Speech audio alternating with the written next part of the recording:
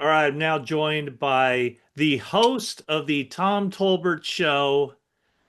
What a very inventive name and very creative name for the Tom Tolbert Show because it's hosted by Tom Tolbert. Tom, how you doing? Good, Matt. It's funny. I drew my inspiration from driving down one of the streets here in Alameda, I think, and it wasn't recently. It was a while ago, and I drove down, and it was a place called Ed's Liquor, Uh-huh. and that just had a certain ring to it. And I thought, Yeah. you know what? There's beauty in simplicity. So I just decided, you know what? If it was good enough for Ed, it's good enough for me. Yeah. Well, that's good. Good work there. Now, I'm glad you. Thank you. before I we went appreciate on, that. Tom, you couldn't hear me, and I thought, you know what, this would be appropriate because when I first started going on the radio with you, you were matched with the Razor, Ralph Barbieri. Yep. There were often Yep. times where I felt like he couldn't hear me or didn't hear me because he was just talking away, and it really didn't matter what I said. Well, when Ralph had a point to make, he was going to pay. He was going to make it. It Yeah. didn't Well, matter. yeah. And the one thing about Ralph was when he wanted a question answered, he was going to keep digging at it until he got the answer. The funny part was, is I always used to ask. I told him one time, I go, Ralph, why don't you just tell them what you want them to say? That way they can say it and we can move on. We can just go, we can talk about something else because he was dogged in that way. Like if the answer wasn't to his liking, he was going to keep trying to get that answer from somebody, even if that's not what they believed. One of his really cool idiosyncrasies that sometimes you'd shake your head and sometimes you just laugh. Awesome. Well, Tom Tolbert matched with Ralph Barbieri for many years. Uh, he came on the Bay Area scene, of course, as a Warriors basketball player, a radio talk show host for KNBR for what was it 28 years? 28 years. Holy cow! I Yeah. know. And now you've moved Holy cow is over. right. Now you've moved over to the YouTube space, and Yep. you're still doing the Warriors. Are you going to be on the Yep. road in Houston? Yep. We're leaving Friday Okay, so to Houston. first game is Sunday, First game Sunday. Yep. Warriors and Rockets, and then the next game Yep. is Wednesday, the day before the NFL draft. And Tom, I know you, so I know that you've been working on your big board. You probably have Yep. Big 200 to board. 200 to 400 names on that big board. Um, Yep. of course, we joke, but I do like to talk to you about college football and the draft Yeah. because I just like your perspective on things. You do watch a lot Yep. of college football. So, I with the watch a lot. 49ers at number 11, just give me your kind of your general thoughts on how to go about a draft if you're the 49ers. Well, Matt, to be honest, just to let everybody know, I've been working on this. I have 274 draftable players, Uh-huh. Yeah. and I have starting grades on 85 of them. So, pretty good draft. Yeah. Not a lot of high end talent, but I think there's going to be talent throughout the league that you'll be able to. Hopefully, the Niners will be able to do what they usually do: get some guys in the fourth round, fifth round, stuff like that. But here's the deal: the the 11th pick should be a defensive lineman. Period. It should. More than likely a defensive tackle, but if you can get a high end uh, edge guy to go with them, uh, problem is they'll have some question marks except for Carter, but they ain't getting Carter, so you don't need to worry about Carter. They could use an offensive lineman, whether it's Membo or Campbell, Banks. They could use a guy who could play right tackle that could replace Trent Williams at some point. Now, could any of those guys do that? That's the question, whether they could. But that being said, because that's a smart thing to do. In my mind, that's a smart thing to do. Beef up the D line, although they may be thinking the D line's so deep that we could probably wait into the second and third round and pick two guys that could start on our team. But I still think D line. But Matt, if Tyler Warren is still there, there's part of me that really wants them to draft Tyler Warren and then say to other teams, stop us. See if you can stop us. We're going to have Warren and Kittle. both guys who are inline blockers, both guys who are going to be mismatch nightmares. And then with Warren, you have a guy that can be your goal line quarterback. You can run some goofy, trick plays with him throwing the ball. He was a high school quarterback, I believe. I know that's kind of a luxury pick, but I can't help it. Like I love watching him, and I tell people, I go, don't watch a highlight tape of Tyler Warren. Just watch the USC game. That's all you need to watch, and you'll see what this guy's all about. So D line's probably smart, Matt, but God, if Tyler Warren's there, if they took him, I wouldn't be mad. I think you're referring to that game where he snapped the ball and then ran a route and caught like a 45-yard touchdown, right? Yeah, Yeah, exactly. Yeah. yeah, He had like that, 16 catches in that game. I mean, it yeah. was incredible. The guy was everywhere. I think I actually had USC plus the points. I'm like, guard that guy. God dang. You Somebody know, stop him. so Tom and I we hosted the St. Mary's end of season banquet, and he was the first player that you mentioned. We were just talking about whatever before this event, and you Yep. said, would they draft Tyler Warren? And so I was going to ask you about him. You used the term a luxury pick, but is it a luxury Yep. pick if you get a player that just simply makes you a better team? You know what I'm That's a saying? great point. It really is. Yeah, no, I know exactly what you're saying. The only reason I say luxury pick is they have Kittle, and they already have a tight end who's one of the most dominant tight ends in the game. And you're kind of having two guys that can do the same thing, but at an extremely high level. Although Warren's even more versatile than Kittle is with the whole skill set that he has, and he's younger, so when Kittle winds down, he's going to be your guy. They can do that for hopefully another 7 or 8 years. And I say luxury pick because, man, they really needed to beef up the defensive line Yeah. because back in 19, that was their personality. They were nasty up front, right? It was Ford, it was Buckner, it was Armstead, then it was Bosa. You couldn't run on them, you couldn't throw on them. I mean, they were in the backfield before you could even hit the back step of a 5 step drop. And now they don't get to the quarterback as much. They can't even stop the run anymore. So that's something they really need to take care of. And if you can't take care of that, I don't care how many tight ends you have that are really good, it's not going to make a difference. So that's why I say luxury pick. But no, I think your point's well taken that if you draft someone that makes you a better team, maybe it's not a luxury pick. Yeah, and I think, from what people are saying, there could be like 30 defensive linemen taken in the first three rounds of the Yeah. draft. So you can get someone in the second, third, maybe the fourth round. Where, Yeah. where do you come down on the 49ers offensive line? Because I'm personally of the opinion that if you watch enough NFL, you realize that almost every team in the league has deficiencies on the offensive line. And I think that it's going to be, 49ers will be hard pressed to get a starter out of this draft, at least a year one starter out of this draft. But Yeah. where would you place the importance of them, improving that offensive line in this draft? Well, I went back and looked just because I was curious because I think that Kyle's probably like his dad in this way that they could coach up an offensive line and they can get him to do what they want and kind of like running backs. I mean, McCaffrey has shown that that's not necessarily true. That you put a guy like Kyle with a guy like Christian and magic can happen, but you can still have like his dad had Orlandis Gary, who's like who's Orlandis Gary or who was it, Mike Sherman, or I can't remember. Mike, it was Mike God, it was the Anderson? guy that was in the Mike Anderson, wasn't he? Like he was in the Yeah. army or the Marines or something. Dude Yeah. comes in running for 1,000 yards. So I think it's important to upgrade it. I don't know through the draft, but I bring up Mike Shanahan because I went and looked when he was with Denver, I think 13 years, how many times he drafted an offensive lineman in the first round. And I think it was two that he Hmm. drafted two offensive linemen in the first round. So yeah, I mean, look, Pony's really good. I think Pony's really solid. Trent Williams isn't what he was, but it's hard to live up to that. But he's still one of the best left tackles in the game. And I think McKivitz is fine. Like I think McKivitz is fine.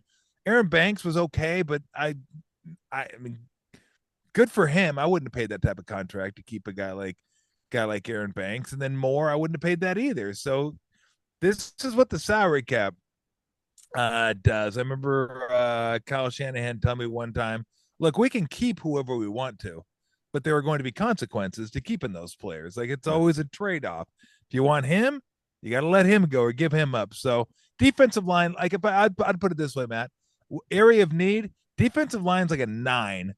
I think offensive line's probably like a 5.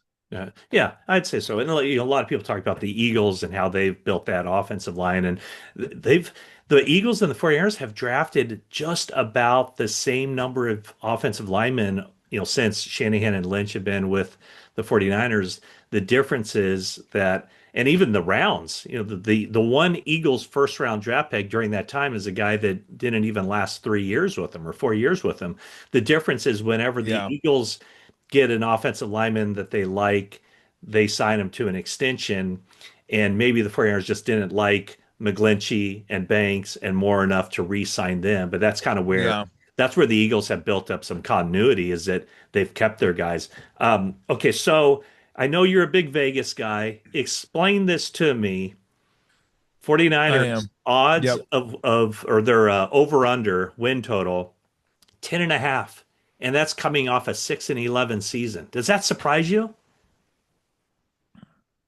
No. Have you seen their schedule? Well, yeah. You seen Okay. who they're playing? Yeah. It's one of the worst schedules. Like if you bought season tickets this year and you're hoping for a banger schedule, you're not getting KC and Detroit and all the best teams in the NFL. I mean, you're getting the bottom, and you're getting the AFC South and the NFC South, which weren't crushing. It wasn't crushing anybody last year, and then you get like 3 last place teams after Yeah. that. So I brought the same thing up to a buddy of mine, Craig Bergman, who coached out Yeah. at Monte Vista for years, and he said the same thing you did. He goes 10.5.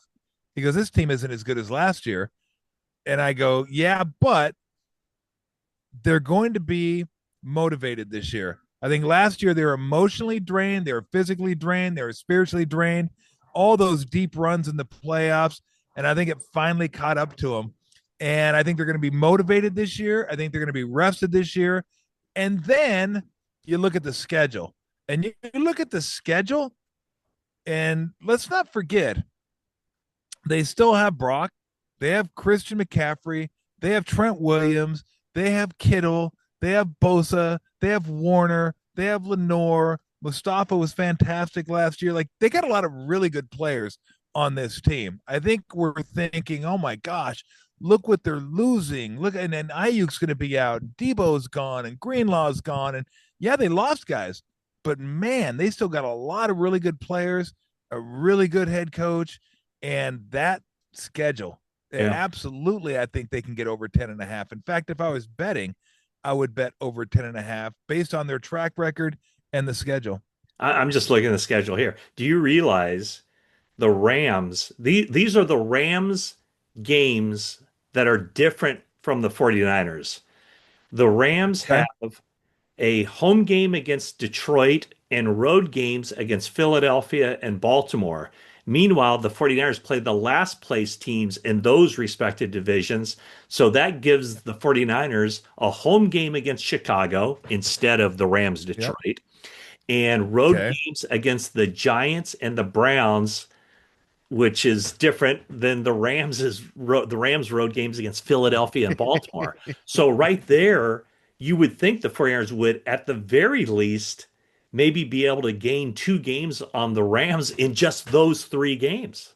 Or gain 1 game, I Quite guess. possible. Yeah. Exactly one game. Because you're thinking Rams possibly 1-2, Niners possibly 2-1. Yeah. But And could be that's one being and two, three conservative. and oh. I mean, Yeah. yeah, exactly. So that's the reason that I would bet over 10.5 with, and I probably will at some point, just because of that schedule. And again, I still think, you got a to me, a way above average quarterback, if healthy, way above average running back, and all the guys I mentioned. And I have faith in the coaching staff too. Solid being back is going to be a big deal. I think Kyle's one of the best in the game. So I just, maybe they don't, maybe they just don't, and this is kind of the slow decline. But I feel pretty good with the talent they have returning and the schedule that's in front of them that they can get to 11-6. Okay, so you've mentioned a couple times now how much you respect Kyle Shanahan as a coach. Yeah, And you have the pulse of the Bay Area fan base, I think, pretty good just through your years of being around and taking phone calls and everything else. But I get such a sense, and I don't know if it's just a small, vocal minority or what it is, but it just kind of seems like a lot of the fan base isn't sold on Kyle Shanahan for whatever Yeah. reason. Do you have any theories on that? Why that is? Well, I mean, look, they wanted to fire Steve Kerr earlier this year and last year too, and he's only won 4 championships here. Mhm. So the coaches are always the most expendable. I don't know why. I always say I love playoff time and I hate playoff time in all sports because every year come playoff time, all everyone wants to blame are the coaches and the refs. No one ever wants to blame the players anymore. Like the players could never do anything wrong. So it's always the players and the refs. And I'm like, I wish I could tell the fans because I've talked to coaches and I wish I could tell the fans. Like I'll ask them certain play, what happened here? He goes, oh, I ran the wrong route, or oh, he ran the wrong play. Came out of the huddle, ran the wrong play. He was supposed to go this way, he went that way, and on a double team, he was supposed to come over here and he went over there, and just screwed everything up. And it's like, as a coach, you can't control what your players. Once you call the play, once you get everything done, now I'm not absolving them of blame because they deserve blame as well. But there's just a lot of times where I think fans think players do exactly what they're supposed to do every single time, and that couldn't be further from the truth. I mean, there is so many times where you'll call the perfect play and the player would just like blank. It's like, oops, screwed that one up. So yeah, I just think that's the way it is. And the Niners now have the bar set at the highest of levels, right? They're the same as the Warriors. One big difference is the Warriors have won 4 times. So at least, Steve gets that grace, which isn't a ton, by the way. People still want to get rid of him for whatever reason. But, when you coach for the 49ers, you know the score, the fan base, they're about Lombardi trophies around here, and they've had a couple cracks at it and lost to one of the best coaches, best quarterbacks of all time, and they have a great team. So, yeah, I could easily see Kyle's career going along the same trajectory as Andy Reid, where once you win one, you win two, and maybe you win three. But my hope is it isn't somewhere else. Like it doesn't Right. take somewhere else to do that. Yeah. Okay. So we were kind of joking about your big board, but are there, I mean, Yeah, besides Tyler Warren, are there like a guy or two that you would think like, oh my gosh, if the 49ers could get him in the first round or the second or wherever, yeah. that would be really cool for what they're trying to accomplish. Okay, so I love Warren. And again, it's easier to watch the guys with the ball in their hands. It's harder to watch, so I can't even get into the offensive line. I know Membu, Campbell, Banks. There's a couple other guys that maybe the Niners may look at, but that's I'd really have to look at film, and Mhm. I'm sorry, I'm not doing that. Yeah. I'm not going to look at someone's footwork. You're breaking down the Houston Rockets right now. Yeah, exactly. I got enough on my hands. Uh, I like the guy Walter Nolan from Mississippi. Okay. The defensive tackle. Now, I don't know if he's what the Niners necessarily want because he's more of a three technique guy, right? A Yeah. penetrator, a guy that gets in the backfield, creates havoc, and nothing wrong with that. But if I'm the Niners, I want like some big dudes that can just stop the run, right? Just plug me in the middle and no one's running. And I guess that's probably Grant from Michigan. Mhm. So maybe that's a guy that I would like to have. I remember him and You know, Graham dominating against Ohio State. I struggle with this, Tom, because I understand the importance of stopping the run, but Yep. how many times does a team how often does a team really win a game by running the ball effectively on first and second downs? It just seems to me like those money downs are, red zone and it's third downs. If you can get off the field on third downs, your nickel defense, the pass rush, to me, that seems like that's what wins football games. Well, I mean, look, obviously there's a lot of things that Yeah. win football games and not one thing, but I've always thought this. If you can't stop the run, then you're screwed because now, they're going to be set up in third and short Mhm. most of the time. You're going to have a hard time getting them behind the chains. And that's how a lot of drives end. Negative plays, sacks, penalty, stuff like that get you behind the chains and you get off the field. But if you can't stop the run, then you're screwed.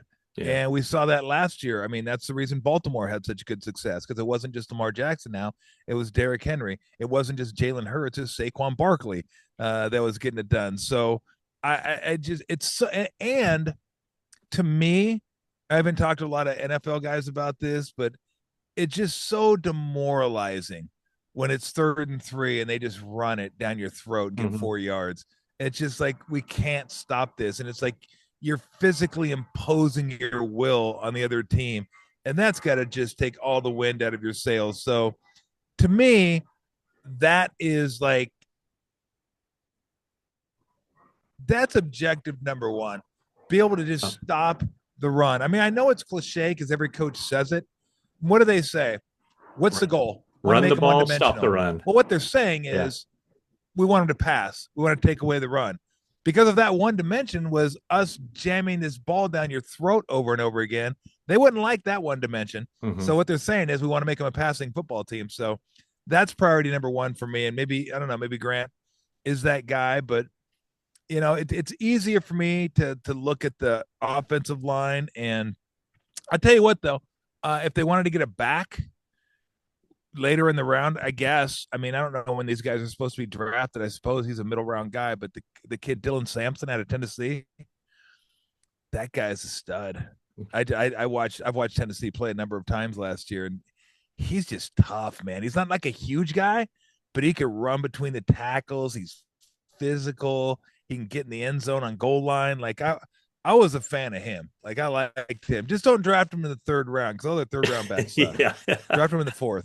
Yeah, and this is supposed to be a good draft. Good draft for running backs, good draft for tight ends, good draft for defensive Yep. linemen. So, yeah, Furriers will definitely have plenty of opportunities to get that roster better. So, um, will you be able to? I guess you'll be working for day 3 of the draft, but you'll be able to sit down and watch. That's a big break. Actually, what we're gonna Wednesday to Saturday for the playoffs. they drag out the first round of the NBA playoffs like nobody's business. I mean, it can go on for almost 2.5 weeks for really what should take 10 days, and it's because you have all these matchups.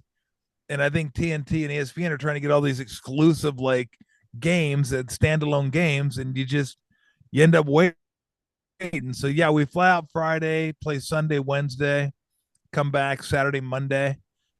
So me and my good friend Craig Bergman, who again, for those that don't know, coach at Monte Vista, won like 3 or 4 championships over there.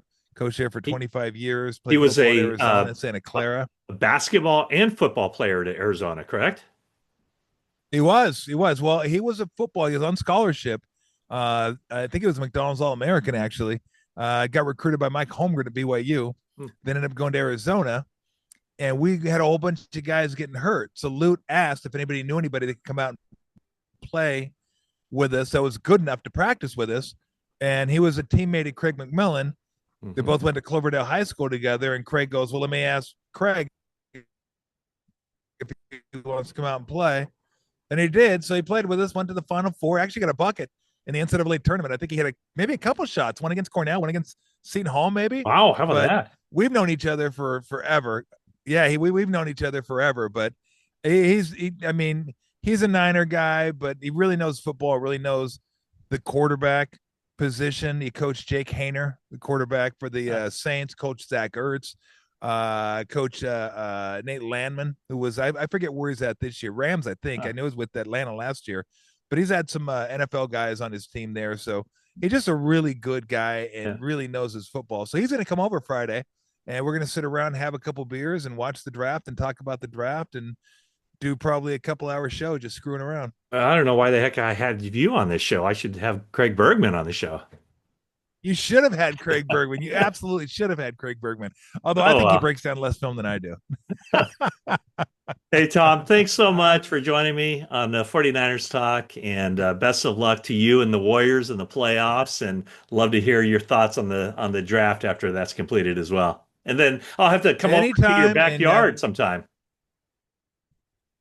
yes, hopefully after the draft, after things settle down for you, you'll come over. We'll grab a couple beers, sit in the backyard, and talk a little Bay Area sports. All right, Tom Tolbert, Subscribe to his YouTube channel, The Tom Tolbert Show. And Tom, I'll see you down the road. See you, Matt. All right.